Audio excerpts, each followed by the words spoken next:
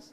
So we have a few, and the rest, I'm assuming, are all service providers and traders. So that's a good sense of what, what is in the room right now. So Dr. Namita, your presentation, please.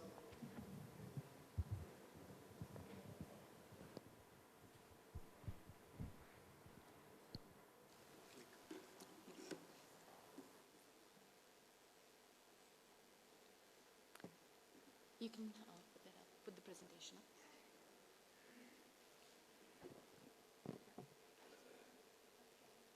Hi, good morning, everyone.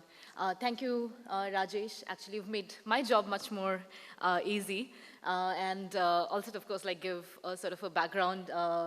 Cropin and our organization have been sort of experimenting some things together in Bihar, what you mentioned. So I'm from Digital Green, which is a non-profit organization based in India, US, and Ethiopia. And we were born out of Microsoft research, actually looking at how can smallholder farmers be reached more effectively, and the existing extension systems, be it like public extension systems or private extension systems, be made much more effective. So as I think Rajesh mentioned, there are now startups like Cropin in India and elsewhere also who are looking at collecting this precise information at the farm and the farmer level, and not just for like middle income or rich farmers, but also for smallholder farmers, which are, of course, the majority of farmers in India and a lot of other developing countries as well. And collecting that data, either collecting their own data or using existing data to convert them into meaningful advisories, which farmers can then utilize to increase their productivity and of course, their incomes as well. And I think like also how Rajesh mentioned that there have been like a lot of experiments around how to geotag all the different fields, both by the government and by private sector companies as well, using satellite imagery, for example, or using soil data at the exact farm level so that farmers actually get the information that is specific to their farm, also time sensitive, as well as precise to their exact sort of needs, and identifying like nutrition deficiency either through satellite imagery or, like I mentioned, like soil data. But where do we come in as Digital Green? So we are in the business of delivering these advisories to smallholder farmers in the most effective, efficient way possible with appropriate technologies. Can I have the next slide, please? Oh, sorry, yes. Let me go back. So we're an international organization, like I mentioned. Our mission is to empower smallholder farmers to get themselves out of poverty and bringing technology and grassroots partnerships together.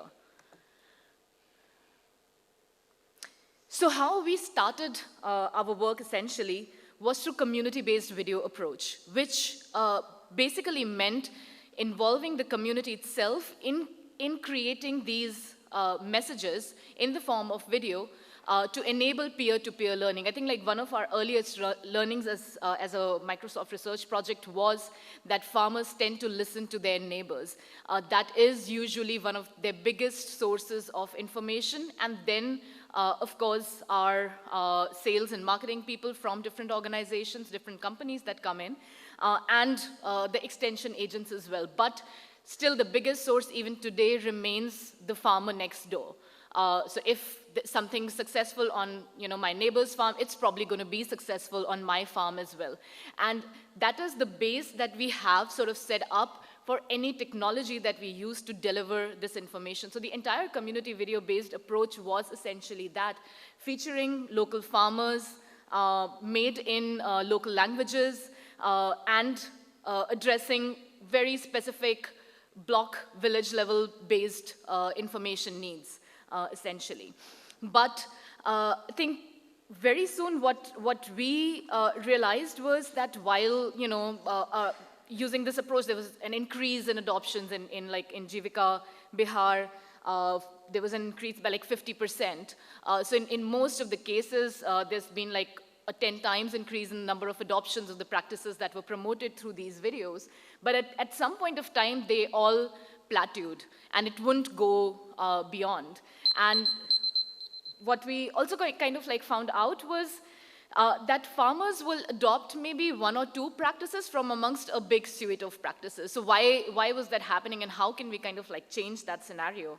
And I think the major challenges that we kind of like figured out were that there was conflicting and also inaccurate information. So let's say a fertilizer company goes in and is promoting a product, but the government is promoting zero budget natural farming and saying, oh, you should move towards like organic farming. So there's like conflicting information, and the farmer doesn't know which way to go. There's also information that's not tailored to the farmer's exact needs as well. So for example, especially when it comes to the government extension system, they're not looking at like precise farm level data, and generic information is being passed along to all farmers. And there's also like delay in advisories, particularly when it comes to like hard to reach smallholder farmers. So I think what we're looking at now, the next level of like how do we address all of these things and build on the community-based approach where technology is more appropriate to rural context and local communities, is bringing all of these disparate efforts. So there are several organizations already working on like collecting data, analyzing it, etc. But how can we bring all of these efforts together so that farmers are getting a single advisory, so to speak, from which they can actually choose the options that work for them the most. So if there is a company collecting weather data, someone's collecting the soil data, how can these two different pieces come together, and we as an organization can then find out what's the best technology? Is it video? Is it IVR? Is it through a mobile application that gets delivered to a particular farmer? So that's kind of the thing that we're looking at is like bringing different stakeholders together on a single platform using similar data standards so that the data can be used across organizations, and then using our expertise in developing very community-specific peer-to-peer learning-based media solutions and media channels so that the adoptions kind of increase. So that's what Digital Green's about, and yeah, looking forward to the discussion later on. Thank you.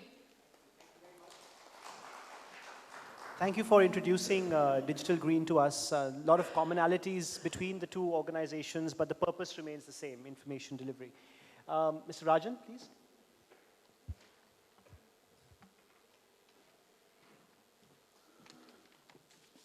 Well, good morning to all of you once again. And Rahul told me that if the other two panelists take up their time, then you don't get to present. So I want to honor that commitment. Absolutely. So I'm very happy that I am here, and I think it's a very timely topic and very aptly presented by the entire organizers. My compliments to them. And I'm also thrilled that I met two of my old colleagues after a gap. One of them, in fact, asked me, what are you doing here, you know? So because from an entrepreneur to an agripreneur, it's been a journey. So the company that I represent is Privy Life Sciences. We have been an innovative group, and we have been focused on research and development for the past 2 decades. In the agro space, we have been doing research for the past 7 years. We started with one of the technologies of stabilizing orthosilicic acid. And we have been trying to make contact with the farmers, largely in India to begin with, and then today our journey is taking us to the international frontiers. So in this quest to have an integrated nutrient management concept, it is very important to understand that the transporter or the carrier that our product plays has a very important role, because this is something which takes care of all sorts of abiotic stress, whether it is water stress, soil stress, insect stress, it takes care of it. And we have been doing a lot of research on this for the past 7 years with various leading research organizations, both in India and worldwide. And I'm happy to share that we have done over 6,400 trials, And the evidence of that is today that we have a base of about 1 million farmers using our products and reusing them on a regular basis. And with not only significant yield improvement and quality improvement, but also usage of water has reduced by almost 30%. So these are some very good indicators that we are on the right track, but it was not without its package of challenges. Today, I feel even with the digital space kicking in, there is a lot of overdose of information to the farmer in as many language multiples. But what it is happening at the ground level is that the farmers are left a bit confused. So I think there has to be a collated, concerted, cooperative effort collectively to educate the farmer to make an informed choice. That is where the biggest challenges lie, and I'm sure that most of you would agree with that, because otherwise the farmer is left confused. So it is very important to have a cooperative program to educate the farmer to make an informed choice, because that will be probably the tipping point. If you take an example of India, 75% of the farmers here have acreage of below about 1.5 or 2 acres. Whereas when you go abroad, they are all in hectares. So it's different when you're dealing with contract farmers. Here, every farmer is an agripreneur, and he's looking for a return on investment besides the technology spiel that you bring on the table. So it's been an exciting journey, but some of the innovations we did was not only in the product space, but it was also in the way the product is delivered to the consumers. Of course, we had to go through the time and testings that any cooperative will put us to. But one example I would leave you with, and then the rest we can continue during the discussion, is that one of the cooperatives, which is one of the major cooperatives in grape farming, they have about 6,400 farmers as their cooperative members. And there we had a tough time of passing all the musters for almost 2 years. But now, today, whether it is sunburn, berry cracking, or the size of the grapes that they are looking for, they are very, very satisfied, and they are very trusting on our products because we went through trials. And today, they happen to be exporting almost 20% of the grape exports in India. So we are happy that we put our 2 cents and played a small role in it. And not only that, these kind of encouraging results, when you go to a continent like Africa, where the soil is much better, there we've got yield improvements of even 80%. In fact, we are on a strategic partnership with the Rwanda government to do an educational program for their farmers, and we have already have a tie-up with the RAB there to take our products forward. So innovation is not only in the product, it is also in the delivery mechanisms. And recently, we have been incubating some young engineers from the IIT who are now developing robos who can pick cherries and berries and grapes of a specific size. So we are trying to use the foray of AI to take this mission forward. We are happy to be in touch with this very eminent delegation here. I'm happy to be having an opportunity to be a part of this distinguished panel. And I really look forward to interacting more with you during the course of the session. Thank you very much. Thank you very much. I think that covers innovation in product and in robotics as well, which is now in baby steps here in the country as well.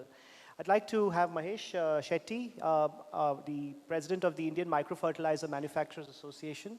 I must mention that the Indian Microfertilizer Manufacturers Association has been in existence for almost 50 years and has brought in the entire industry together in order to talk with a common voice. And in fact, a few months ago in Delhi, we had the first National Crop Nutrition Summit, which was also very similarly attended by all stakeholder groups. And Mahesh, it's a pleasure to have you speak on behalf of the industry. Thank you, Rahul. Good afternoon, everybody. First of all, I'd like to thank the organizers of Global Micronutrient Summit for giving me an opportunity to share my views with you. As Dr. Rahul told, the concept of micronutrient started almost 5 decades now in India. It was started by few stalwarts who moved from farmer to farmer, field to field, shop to shop, dealer to dealer, state governments, central government authorities, and other stakeholders to make them aware of the importance of balanced nutrition. It was a very big challenge then when they started almost 5 decades ago, because the whole concept was very new. Nor the stakeholders, nor the regulatory bodies were aware the importance or significance of balanced nutrition then. Today, along with these stalwarts, there are a lot of companies in every state. Of course, our central government and state government have also taken interest in the subject. Almost early 90s, they started taking interest in this subject. And with the major fertilizer companies and pesticide companies also taking a plunge into the micronutrient field, I personally feel with all this, hardly we are able to reach 10% of the farming community. We have reached 10% and serviced them, and awareness about the importance has reached a few more farmers. Well, as I told you, IMA, our association, was formed almost 4 decades back to address and represent the issues of balanced nutrition. We have been talking about digital marketing, the digital support that we are getting for micronutrients and all. It's a wonderful thing that is happening. And this could be a very big game changer. To start with, large and medium farmers could get a maximum benefit of it. But with the land holding and the size like this, where we have 80% of the farming community as small and marginal farmers, and their holding is almost 80%, are we really able to reach them? While we, the members of IMA, have been doing our bit, I think the speed and maybe the mode in which we need to reach them has to improve, and we have to reach the mass at the earliest. As I said, there's a lot of Gnan in the air. Go to internet, you will get a problem statement and also solutions, but they are not reaching our farmers. So how do we make it really to reach the farmers in general? I think the government needs to play a very important role. They need to identify quality players as partners. The supply chain needs to be revamped and better utilized. Just like our polio eradication campaign, I think that's one of the best successful campaign which a government had. I think the campaign about awareness and importance of balanced nutrition has to be taken in the same lines. Success stories of progressive farmers have to be highlighted. Further, research on improving the effectiveness of micronutrients or balanced nutrition has to be encouraged.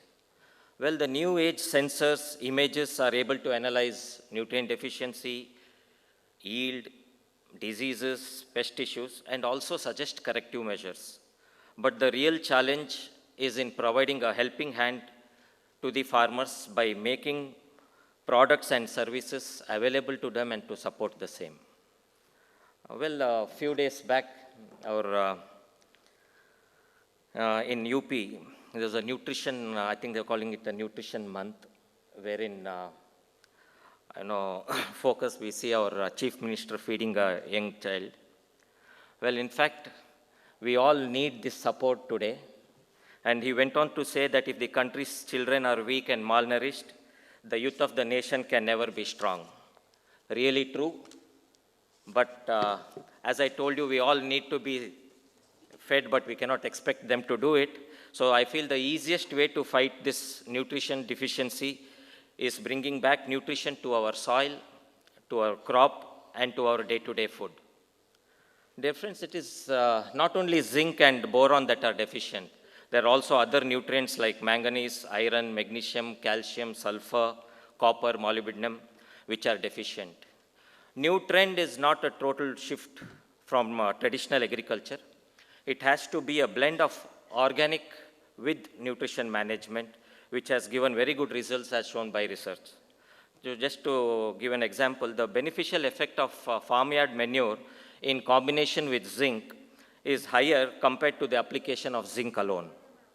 Now, talking about micronutrient application, again, just soil application is not enough.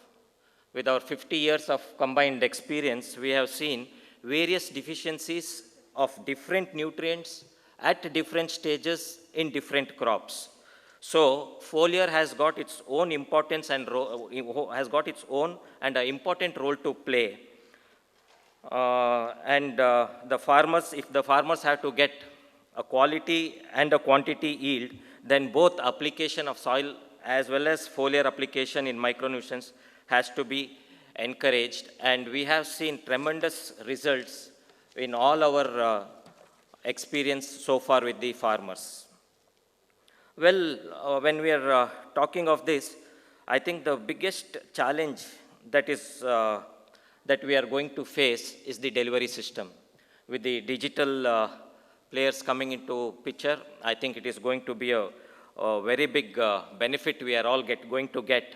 But when we are suggesting 3 to 4 foliar sprays sometimes, whether it is practically possible. So we are seeing that the increase in farm wages, non-availability of farm labor, and again skill, migration of village folks to city, and has a very big or a major impact on our delivery mechanism. And even timely sprays when you have a large farm and the frequency in which it has to be done is a big challenge. So we have started taking some trials with drones. I find it to be one of most cost-effective and very speedy and timely technology which could help micronutrients to reach the farmers. One, it could help the already aware farmers to use or spray micronutrients better. But the only big challenge that we are facing till now in few of our researches is that, farmers feel like when you say from 150 liters, you are coming down to 10 liter per acre of spray solution. He's not happy that seeing that his total plant is not drenched. So this is a big challenge. So we feel again like how we started the concept of micronutrient. The delivery system concept also needs a lot of education to the farming community. Well, with all our efforts that we still continue to put, I want to assure all of you that there is a very bright future for our industry. It is just not about tagging products. It's about micronutrient business is about a passion of sharing your knowledge and educating the farmers to use micro elements that could change their crop life, their life, and improve the health of the soil, crop, cattle, and people of the nation. Dear friends, if the dream of doubling farmers' income has to happen or has to become true, then our collective efforts to reach each and every farmer in India is the only way for making it happen. Thank you. Thank you very much, Mahesh. I think from all the panelists and what they have mentioned, the thing that comes out very strongly are two elements. One, the complex web of information that needs to be provided to farmers to understand and use micronutrients. And second, the delivery mechanisms of such micronutrients. Now, when we talk of complexity, I mean the fact that most of us micronutrient manufacturers actually make over 100 formulations, customized for specific soil and geoclimatic conditions, a one-size-fits-all formula just does not work. Now, in this kind of an environment where we are dealing with highly complex, customized recommendations, which need to be provided to the farmers. Which of the ways that you have as digital systems would you recommend would be the best ways to provide, because you're already doing geotagging, you know where the farmer is, we know the specific requirements for that farmer, and that complex web can be demystified for the farmer because he's getting information only specific to his farm. So there's something that you believe is the best way you have already used, and I'm open to any of the panelists, to deliver such very customized information, making complex information demystified for the Indian farmer? That's a great question, Rahul. with the experience of like we've been working with both India and global, what we understand is that there cannot be a generalist approach which we can approach. It has to be a customized based on the type of crop they are growing, what type of agroclimatic zone they are, and also what stage of the crop they are. So that could be from anywhere from the growth to the reproductive stage. So we need to, what we do is that we pinpoint the geotag at that farm level. We understand what type of soil, what type of crop they have. And as I mentioned in my presentation, we also take the help of satellite. So we also, from satellite, we can also see what has been the cropping pattern for last 3 years. How was the yield for last 3 years? What is the water stress over there? And then based on that, we provide the advisories. I think one of the panelists and or the earlier ones also said, the information or the knowledge is not a problem. The delivery to the farmer is the first challenge which what we are facing right now, and then the acceptability. I think Namita in the presentation rightly mentioned the Jivika project which we did together. The first year adaptation was very low because they thought that somebody coming from there. So we have to understand, I agree, everybody in the room agrees, farmers are not, farmers are very smart. They know everything how to do. But they need to have to give some time for accepting the new technology, what they are doing. And as I mentioned, I think Mr. Shetty mentioned that they have to understand that the volume game has gone. Now it's more of a quality than the quantity part. So it's a great big journey we are ahead with us, and I think with all collaborative approach, both from the digital technology companies like us and the other stakeholders, we will be achieving there very soon all together. I'd like to add a question on the positive note. I mean, we've talked about problems and challenges, and we're all living them perhaps every day. Which of in the last 2 or 3 years, where digital technologies have been delivered, innovative startups have come in, innovative products have come in, which are the constraints, perhaps one of the biggest constraint that has vanished for each of your businesses in the last 3 years? Which are the constraint which has vanished, which no longer is a problem in India?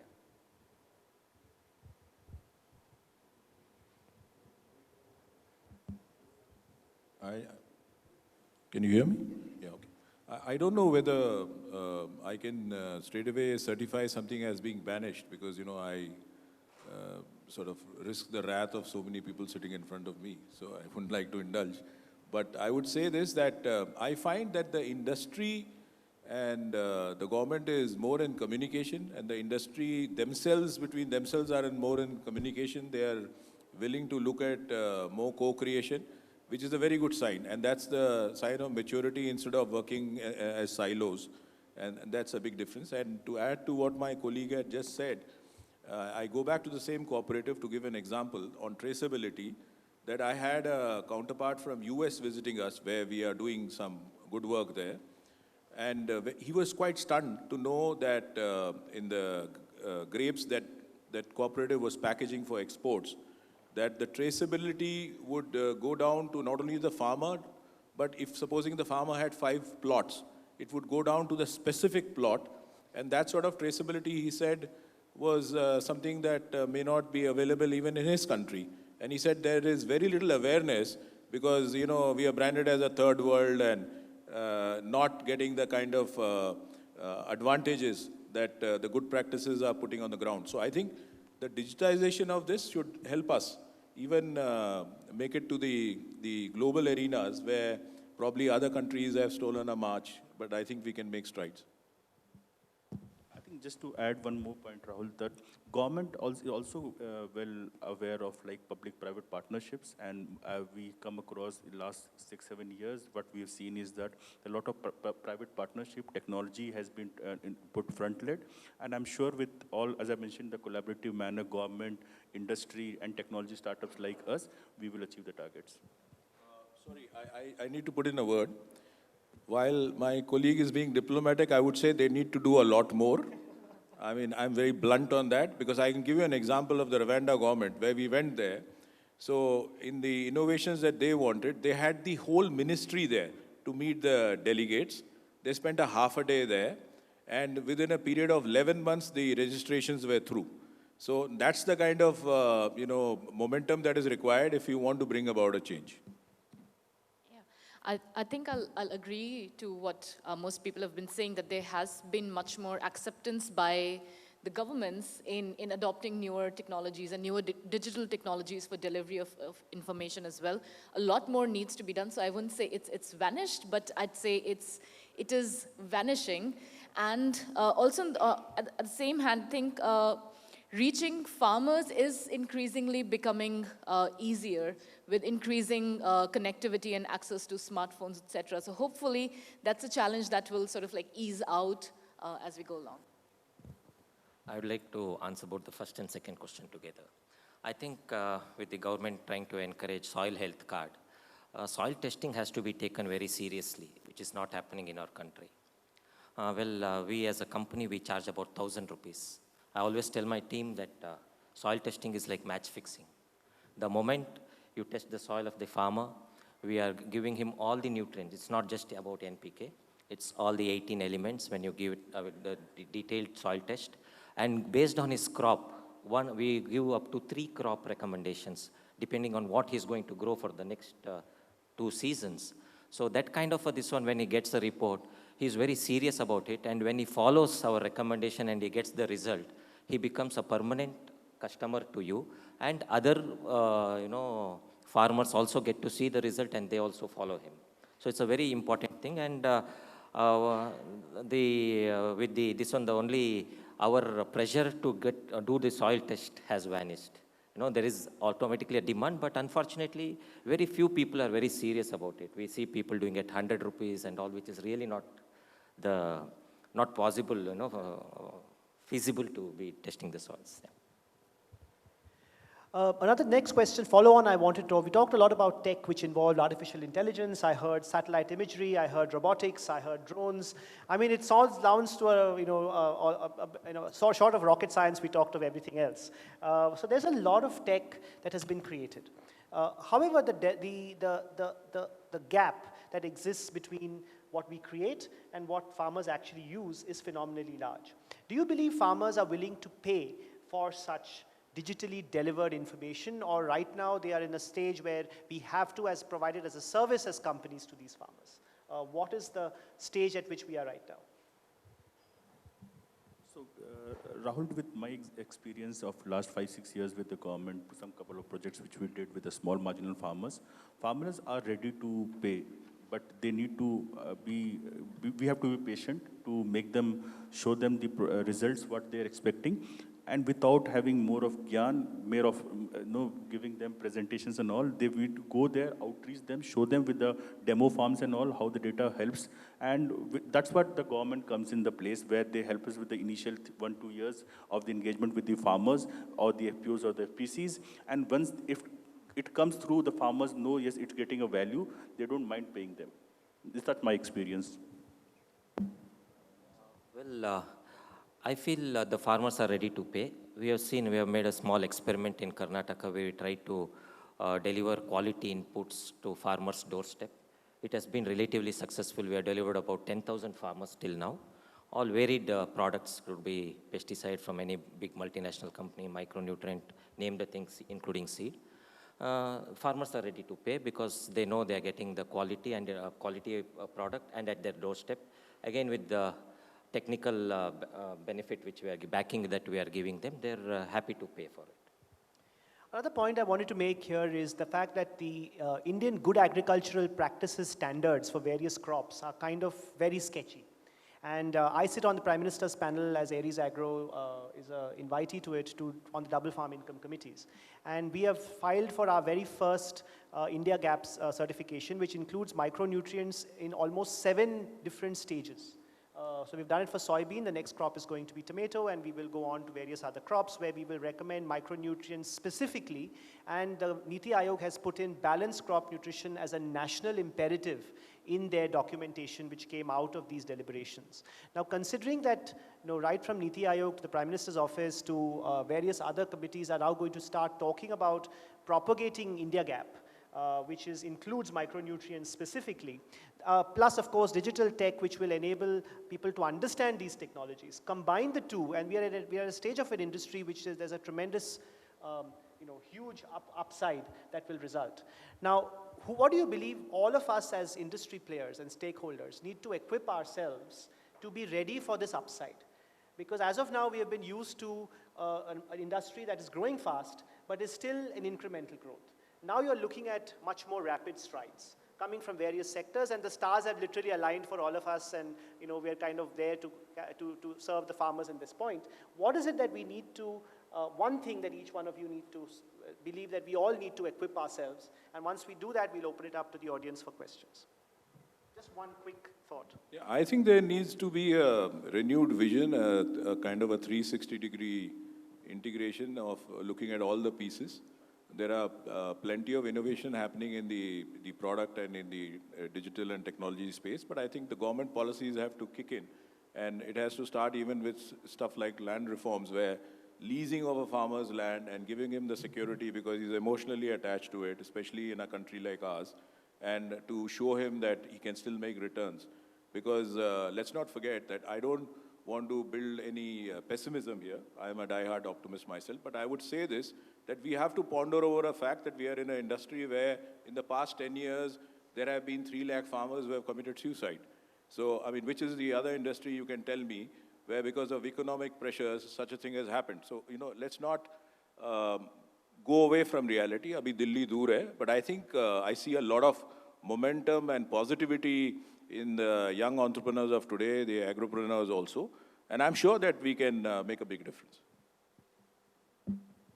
I think I'll put on that collaborative approach has to be there. So it's not like any one industry or any one company or any one state has to work together. It has to be more collaborative, where technology, government, private industries, such summits is a big platform to start with, where we could collaborate and we see what we can do.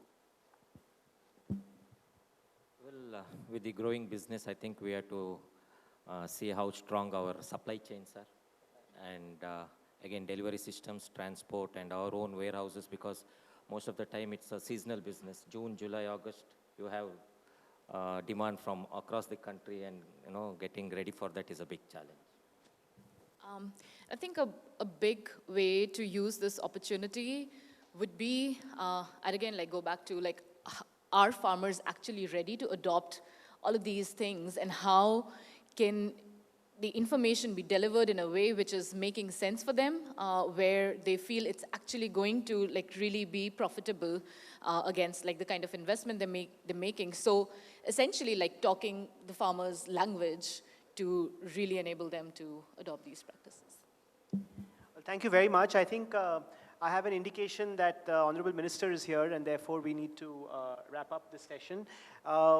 We have discussed a lot during the program, and thank all the panelists from on behalf of all of us. Yes, sir. I think you wanted to have one word.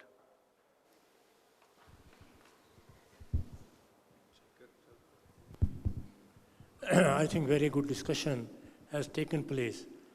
It is centered around the delivery of the quality products. And the basis for that is the quality analysis of the soil. Are we going to have a startup private in the establishment of a quality soil testing laboratory, especially for micronutrient?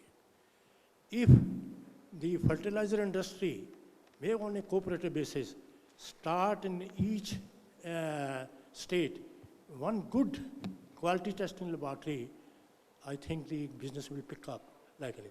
I give an example.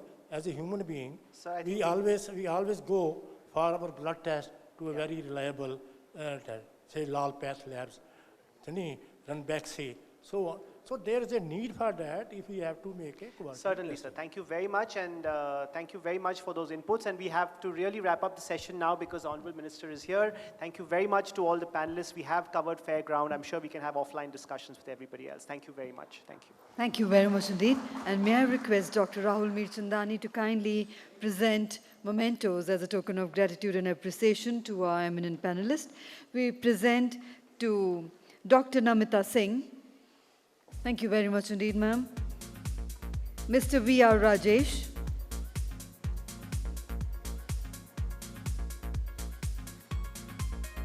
Mr. R.S. Rajan. And Mr. Mahesh G. Shetty. Thank you once again. So ladies and gentlemen, as we all are aware now, the Honorable Minister is here. and we are ready to start with the valedictory session, but we would need just a minute to do up the top table. I would request everybody to kindly remain seated with all mobile phones put on to silent mode. Thank you.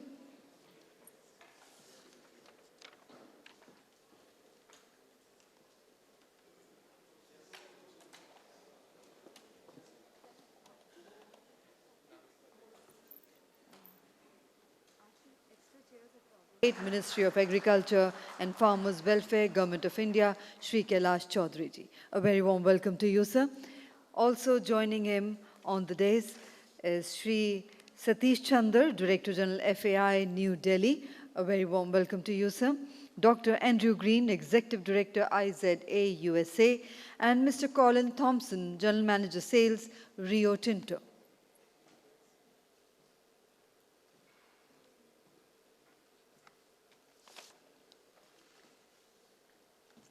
Namaskar and good afternoon.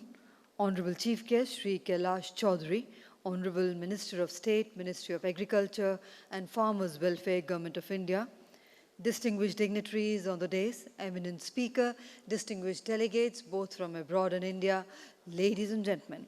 I have the proud privilege in welcoming you all to the valedictory session of the Global Micronutrient Summit organized by International Zinc Association, IZA, co-organized by Fertilizer Association of India, FAI, principal partner Rio Tinto, knowledge partner PricewaterhouseCoopers, and technical partner Indian Council of Agriculture Research.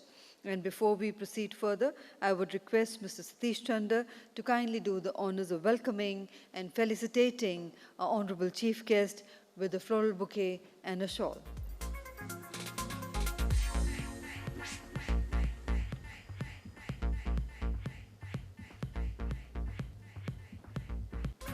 And thank you once again, sir, for sparing your valuable time and gracing this occasion. Once again, a very warm welcome to you. Thank you, Mr. Chandra, for doing the honors. And may I now request Mr. Satish Chandra, Director General, FAI New Delhi, to kindly propose the welcome address and present the conclusions and recommendations of the summit. Let's put our hands together to welcome him.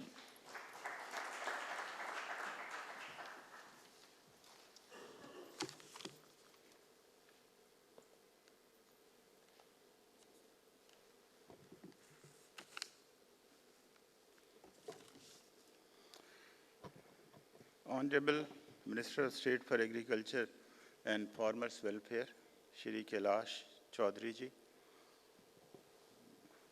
my friend Dr. Andrew Green, Executive Director, International Zinc Association, Mr. Thompson, who represents Rio Tinto, he's all the way from the USA, distinguished delegates, invitees, ladies and gentlemen. Now we are coming almost toward the end of our two-day session. We are beginning our valedictory session, and we are very grateful to our Honorable Minister, Shri Kailash Chaudhary ji, for being with us today. It's very kind of him that he has accepted our invitation, and we really feel honored by his presence. I'm sure all of you know Mr. Kailash Chaudhary ji, a very young member of parliament from the Lok Sabha, first time member of parliament, represents one of the most beautiful parts of India, Barmer and Jaisalmer. You know, he represents the Barmer constituency, which is the biggest constituency in Rajasthan. So, first time member of parliament, directly elected by the people, and the Minister for Agriculture also. Sir, I'll briefly mention about what we have been doing for the last 2 days. Before that, already mentioned, this is a 2-day conference jointly organized by International Zinc Association and Fertilizer Association of India. This conference has been supported by Indian Council of Agriculture Research, Rio Tinto, Price Waterhouse, Coromandel, and IFCO. Sir, we had about 175 registered delegates, 10 delegates from the foreign countries, and you can see we have a big delegation from Bangladesh sitting in front of you. I have been to Bangladesh a couple of times. I have attended their annual AGMs of Bangladesh Association, and I think we have something to learn from the Bangladesh also. Bangladesh nutrient management, if you ask me, they are managing their nutrient management very well.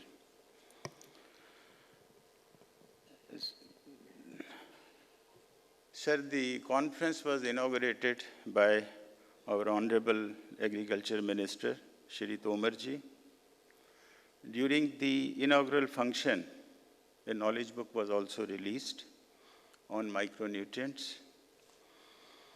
The Honorable Minister, Shri Tomarji, dwelt at length on the policies and initiatives of the government, of the Ministry of Agriculture for well-being of the Indian farmers. He explained in detail the areas where the government is working hard on soil health management, water conservation, balanced plant nutrition, minimum support price to the farmers, market, direct support to the farmers through PM Kisan, etc.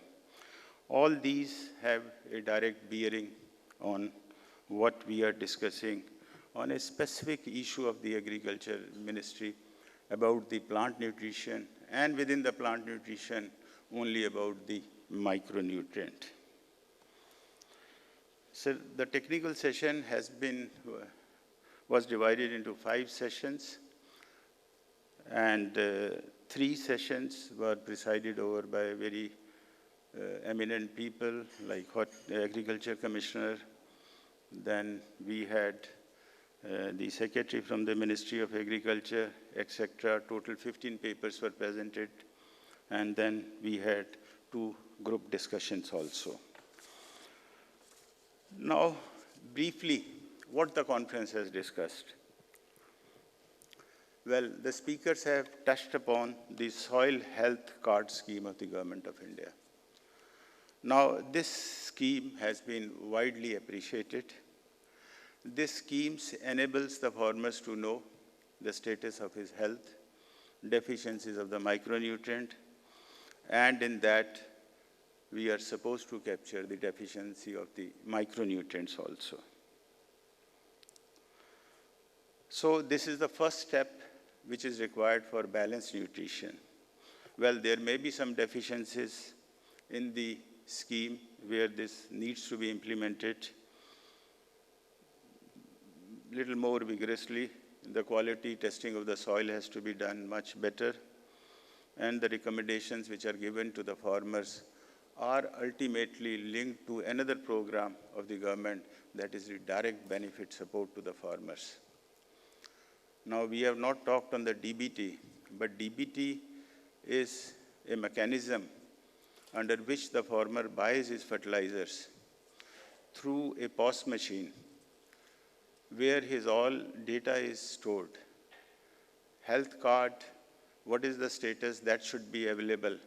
And when he buys, a recommendation is supposed to be given to him, that is what is required for his soil.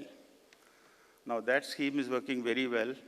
That scheme also needs little updation.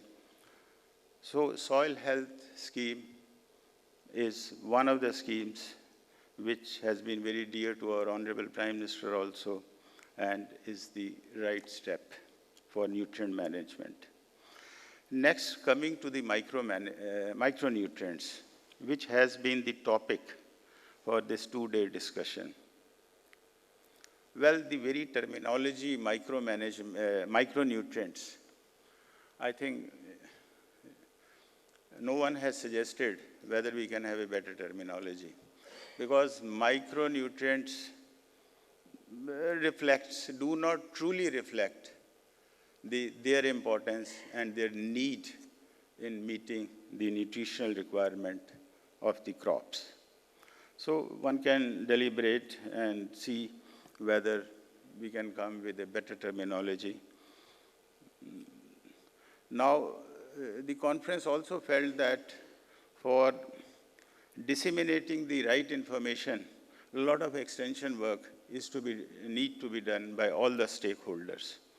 Now, whether these are ICR systems, state agriculture universities, KVKs, industry, fertilizer industry, so all needs to do a lot of work as far as the importance and the need of the micronutrients. Well, micronutrients, there is no doubt, it has been very well presented, that they not only improve the use efficiency of the major nutrients like N, P, and K, but are very vital for further growth, productivity, nutritional food, and the right and the first step to address many of the diseases which are born if these micronutrients are not present in the food. So a lot of R&D work is required. Another area is the use efficiency of the micronutrient. Now this has been deliberated, where we need to do a lot of R&D work for improving the use efficiency. Sir, I'd like to just bring to your notice that the use efficiency of the fertilizer is one of the areas where we need to do a lot of work. Use efficiency of urea is hardly 30%, P and K, phosphates 50%, potash maybe slightly better, but use efficiency of the fertilizer is the need of the hour. Now, the application of the fertilizer is also now being discussed by the other environmental issues. And this is a very important topic which is under discussion about the environmental issues which are arising out of the use of the nutrients. So the use efficiency of micronutrients is only 2 to 5%. Now that needs to be improved. Next, we talked about the taxation issues which the industry is facing. As all of you know, when the GST law was being rolled out into the country, the first question was what should be the level of taxation on the agriculture. The methodology which was followed, and we worked very closely with the government, was what is the total tax burden, right, starting from central excise, sale tax, direct, indirect taxes, service tax, and it came around 12%. So 12% was notified. But we represented, and the government, before actually it was notified and rolled out, this has been reduced to 5%. So as far as GST is concerned, on the major fertilizers, we have no issue. Now the issue on the micronutrients is there, where GST is 12%. Now that issue, as I explained on the first day also, that there are certain difficulties in government reducing it to 5% because it has end uses are there in the industrial also. For example, if you look at the zinc, the total zinc consumption which goes for agriculture may not be more than 5%. For industrial use, it is 95%.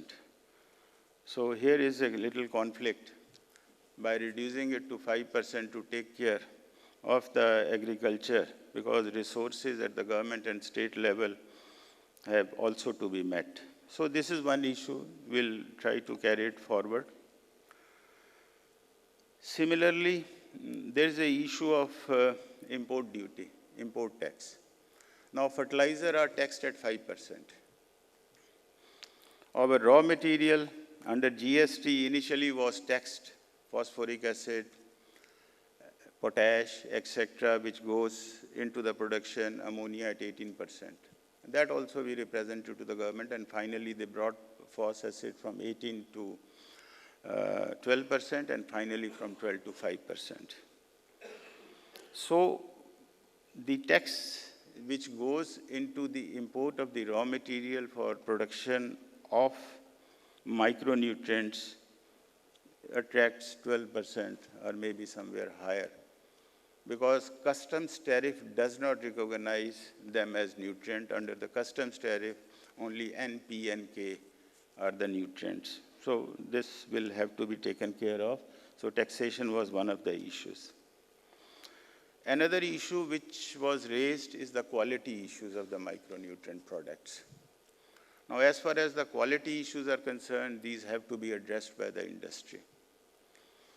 If there is not the adequate or the desired effect of application of micronutrient products, I'm not naming any product, then the farmer loses faith in that.